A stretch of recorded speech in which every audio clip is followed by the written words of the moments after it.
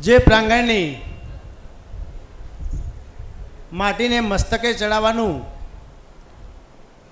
સમગ્ર વાગડ 724ના પરિવારોને મન થાય, હંમેશા માટે મનસા રહે અને મનસા ક્યારે પૂરી થાય એવી હંમેશા દિલમાં ભાવના રહે એવી આ કટારિયાની ભૂમિની અંદર જ્યારે એકત્ર થયા છીએ ત્યારે 75 વર્ષ એક નાનો એવો શબ્દ વિશાળ ફલકની અંદર દીર્ઘ સમય જેણે લીધો છે એવા 75 વર્ષની ઉજવણીના સમારોહમાં આપ સૌનું હું તહે દિલથી સ્વાગત કરું છું. અમૃત મહોત્સવ ઉજવણી સમાપન સમારોહ, શિક્ષણ સમર્પણ સમારોહ આ પ્રસંગે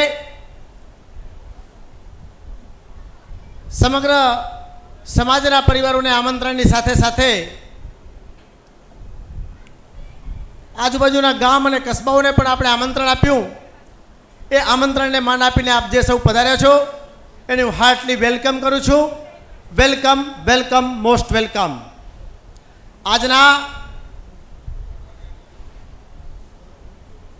આજે જે પણ વક્તાઓ આવશે એ બધા દરેકે દરેક અતિથિ વિશેષોનું કે સંસ્થાના પદાધિકારીઓનું નામ લઈને સંબોધન નહીં કરે એવી એક પ્રણાલિકા, એવું એક વિચાર મેં વ્યક્ત કર્યો છે. પરંતુ જ્યારે સૌ પ્રથમ આવકારવાના આવે છે ત્યારે હું એક વખત દરેકે દરેકને વ્યક્તિગત રીતે આવકારીશ. આજના આ અમૃત મહોત્સવ ઉજવણી સમાપન સમારોહના પ્રમુખશ્રી અને વાગડ જૈન શ્વેતંબર મૂર્તિપૂજક શ્રીમાની 724 સંમેલનના પ્રમુખશ્રી લેરચંદભાઈ મહેતા, સંસ્થાના મેનેજિંગ ટ્રસ્ટી શ્રી કમલનયન એડી મહેતા, સંસ્થાના પ્રમુખ શ્રી જયસુખભાઈ પૂજ, મારા સાથી મિત્રો, અન્ય સંસ્થાના પદાધિકારીઓ, સંસ્થાના ટ્રસ્ટીશ્રીઓ, કાર્યવાહક સમિતિના સભ્યશ્રીઓ, સ્થાનિક સમિતિના સભ્યશ્રીઓ, અમૃત મહોત્સવ ઉજવણી સમિતિના સભ્યશ્રીઓ અને સૌ શિક્ષણ પ્રેમી, સંસ્થા પ્રેમી ભાઈઓ અને બહેનો, આજના આ સ્વર્ણિમ અવસરે સંસ્થાના આમંત્રણને માન આપીને આપ સૌ પધાર્યા. સંસ્થા વતી ભીના હૃદય ઉમરકાભેર આપ સૌનું હાર્દિક હાર્દિક સ્વાગત કરું છું. 75 વર્ષની એક લાંબી મજલ જે સંસ્થાએ કાપી હોય એ સંસ્થાના આવા એક અવિસ્મરણીય સમારોહના આપ સૌ સાક્ષી બન્યા છો. આપણા માટે પણ એ આનંદ અને ધન્યવાદની પળ છે. સંસ્થા માટે પણ એક આ અનમોલ અવસર છે. પધારેલ સૌ ભાઈઓની સાથે સાથે વિશાળ સંખ્યાની અંદર આજે આપણે બહેનોને પણ જોઈ શકીએ છીએ.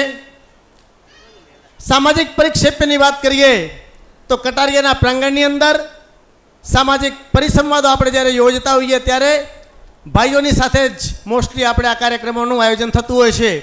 પરંતુ બહેનોની ભાગીદારીએ એણે આજે પ્રતીત કર્યું છે કે પલટાતા સમયની સાથે, ચેન્જિંગ સમયની સાથે આજે આપણા સમાજે આ સંસ્થાએ પણ તાલ મિલાવી અને બહેનોને પણ મોટી સંખ્યામાં અહીંયા હાજર કરી આમંત્રણ આપીને હાજર રાખી છે. એ માટે હું આ અમૃત મહોત્સવ ઉજવણી સમિતિને અને પધારેલ સૌ બહેનોનું પણ હાર્દિક હાર્દિક સ્વાગત કરું છું. આવા જ પરિક્ષેપ્યની અંદર ભવિષ્યની અંદર પણ મહિલાઓ પોતાની ભાગીદારી સશક્ત રીતે સમાજમાં નોંધાવી અને પોતાનું પ્રદાન કરે એવી આ સ્થળે શુભેચ્છા પણ વ્યક્ત કરું છું. સંસ્થા વતી એક મંત્રી તરીકે મારે આપ સૌને આવકાર આપવાનો છે. ખૂબ જ હર્ષભર્યા હૃદય આપ સૌને આવકારું છું. સાથે સાથે સંસ્થાની એક 75 વર્ષની રૂપરેખા મારે આપવાની છે. થોડીક સ્થિરતા અને સંયમ રાખજો.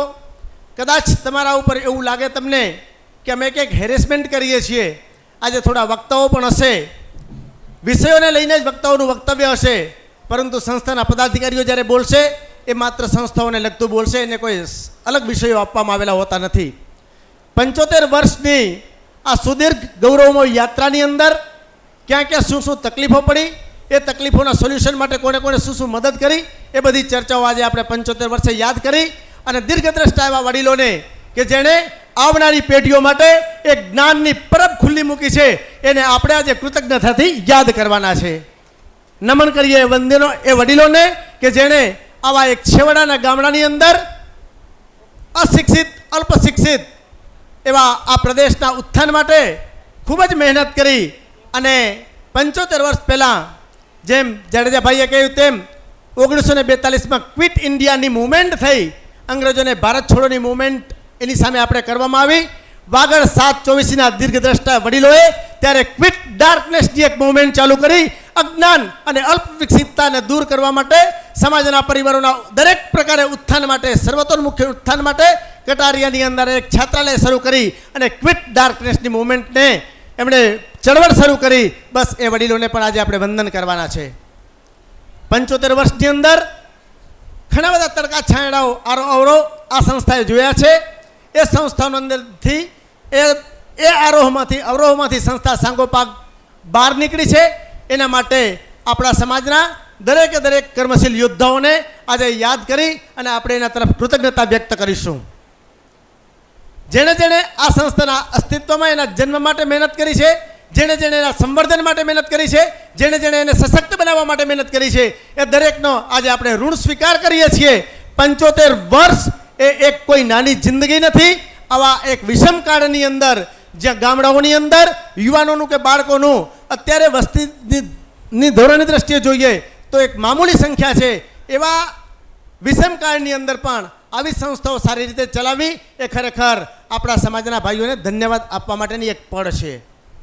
માત્ર એક નહીં પણ 4 સંકુલો અત્યારે આપણી આ સંસ્થા ચલાવી રહી છે, ધમધમી રહ્યા છે. 4 સંકુલ એની અંદર આપણે 2 જગ્યાએ તો કન્યા છાત્રાએ ચલાવી અને માત્ર બેટી બચાવો બેટી પઢાવો એના સૂત્રોચ્ચાર નથી કર્યા, પરંતુ સાચી રીતે તેને આત્મસાત કરી અમલમાં મૂકી અને વાગડ 724 સમાજે મહિલાઓના પ્રતિનિધિત્વને, મહિલાઓની ભાગીદારીને સારી રીતે એણે આત્મસાત કરી છે, એને સ્વીકારી છે. એને આનાથી મોટી કોઈ પ્રતીતિ હોઈ ન શકે. આજે આપણે વક્તાઓની અંદર પણ બહેનોને આમંત્રણ આપ્યા છે. બસ આવી જ રીતે બધા સાથે મળી આ સંસ્થાને હજી એક વિશાળ વડલો બનાવીએ અને આવનારા દશકાઓ સુધી, આવનારા સૈકા સુધી આ સંસ્થા હજી ઉત્તરોત્તર આવીને આવી સારી પ્રગતિ કરતી રહે, એની પાંખો ફેલાવતી રહે એવી આપણે શુભભાવના આજે વ્યક્ત કરવાની છે. માત્ર એટલેથી નહીં અટકીએ, બ્લુપ્રિન્ટ જોઈએ ત્યારે આપણને ખબર પડશે કે આપણે ભવિષ્યમાં શું કરવાનું છે. મુંબઈની અંદર જ્યારે અમારી મિટિંગ હતી ત્યારે પણ અમે એક વિચાર રજૂ કર્યો હતો કે અમદાવાદની અંદર આપણે જે 2 સંકુલો છે, મુંબઈની અંદર જ્યાં આપણો લગભગ 25 થી 30% સમાજ ત્યાં રહેતો હોય, તો ત્યાં પણ આપણે એક સંસ્થાનું સંકુલ શા માટે શરૂ ન કરી શકીએ. એ વિચાર જ્યાં રોપવામાં આવ્યો, મુંબઈના સ્થાનિકના ભાઈઓને વાત જચી ગઈ અને એમને લાગ્યું કે ના, ખરેખર આ કરવા જેવી પ્રવૃત્તિ છે. કદાચ ભાડાના એક 3 BHKના ફ્લેટમાં પણ સંસ્થા ચાલુ થઈ શકે.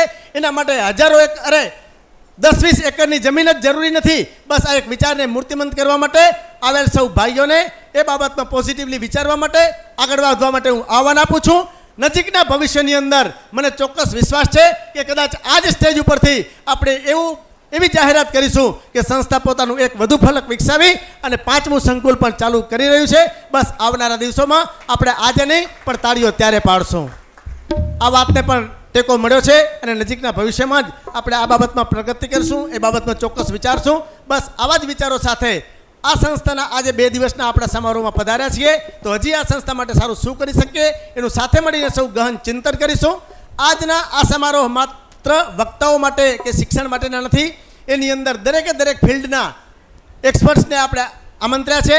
એટલે માત્ર શિક્ષણની વાતો નથી પણ જીવન ઘડતરની વાતો છે.